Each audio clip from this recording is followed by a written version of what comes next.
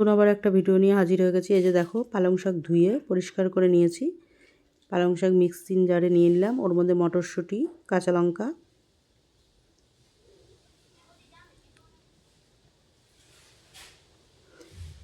ধনেপাতাটা দিতে ভুলে গেছি, ধনেপাতাটা দিয়ে নিচ্ছি। এবার একসঙ্গে পেস্ট করে নেব।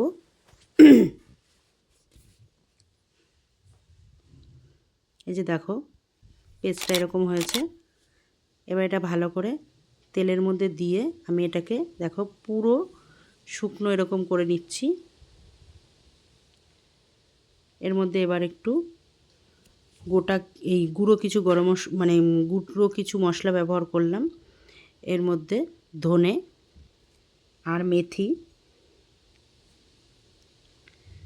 গুঁড়ো করে এর মধ্যে দিয়ে দিলাম। পালং শাকের এই ব্যাটারটাকে ভালো করে এখন একটা ভর্তা টাইপের পুরো, এই যে দেখো নরম টাইপের এরকম বানিয়ে নিয়েছি। কতটা ছিল, কত কমে গেছে আমার তোমাদেরকে প্রথম থেকে ওইটা দেখানো হয়নি যখন আমি এটা তেলে দিচ্ছিলাম, কারণ ফোন এসে যাওয়াতে আমাকে ফোন রিসিভ করতে গিয়ে এটা করতে হয়েছিল। তো কড়াইটাও গরম হয়ে গেছিলো, বসে থাকা যায়নি, দিয়ে দিয়েছি।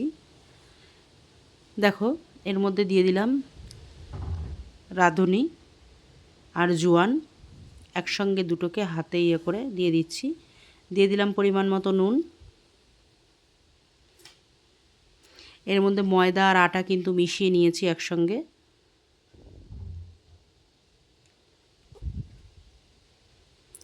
জল দিচ্ছি, ঠান্ডা জল দিয়ে, নর্মাল টেম্পারেচারের জল দিয়ে ঘরে রাখা, সেটা দিয়েই মাখছি। এখানে গরম জল ব্যবহার করার দরকার নেই, তোমরা বুঝতেই পারছো। আটা দেখছো, পুরটা রেডি করলাম, ওটা দিয়ে কিছু একটা বানাবো। হ্যাঁ, আজকে পালং শাকের পরোটা তৈরি করব, একটু অন্যরকম করে। দেখো এরকম করে তোমরা আগে কখনো করেছো কি না। অন্য লেচিগুলো আমার রেডি করা হয়ে গেছে। এই যে একটু ভরে নিচ্ছি, মুখটা এইভাবে মুড়ে নিচ্ছি।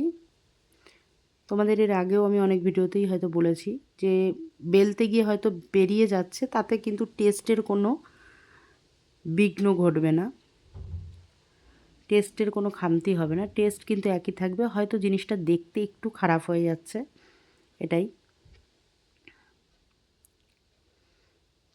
একইভাবে মুখ মেরে সবগুলো রেডি করে নেব।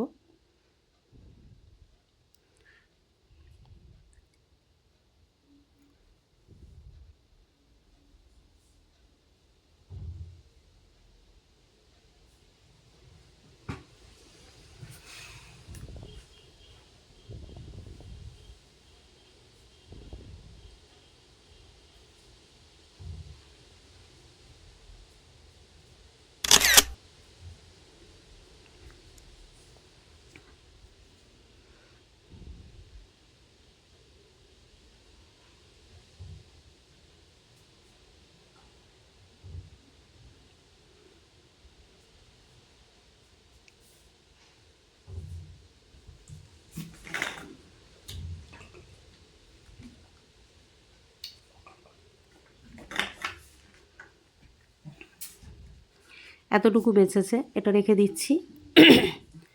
এবার বেলে নিচ্ছি, একটু তেল মাখিয়ে বেলে নিতে হবে। বেশি জোরে গায়ে প্রেশার দেওয়া যাবে না, আলতো হাতে বেলতে হবে। যে দেখো একটু বেরিয়ে যাচ্ছে, তো আমারও খুব সমস্যা হচ্ছে, একটু বেরিয়ে যাচ্ছে। দেখতে সমস্যা বলতে দেখতে কেমন লাগছে, কিন্তু কিছু করার নেই, বেরিয়ে যাচ্ছে। আজকের লেচিগুলো একটু হয়েছে, খুব বেশি মোটা করিনি। এই যে দেখো এইভাবে ভেজে নিচ্ছি তেল দিয়ে। ঠিক একইভাবে সবগুলোকে এইভাবে আমি করে নেব।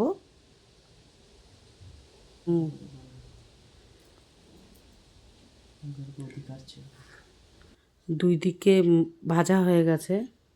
ওই জায়গাটা শোনা যাচ্ছে।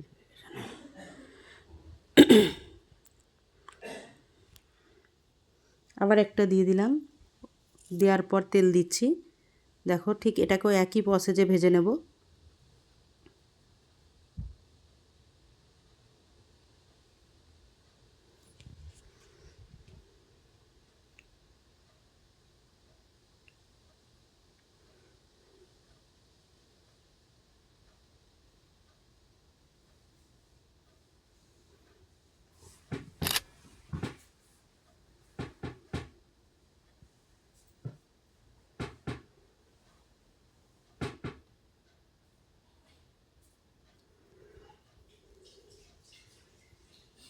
আমার মোটামুটি সবগুলোই ভাজা হয়ে গেছে।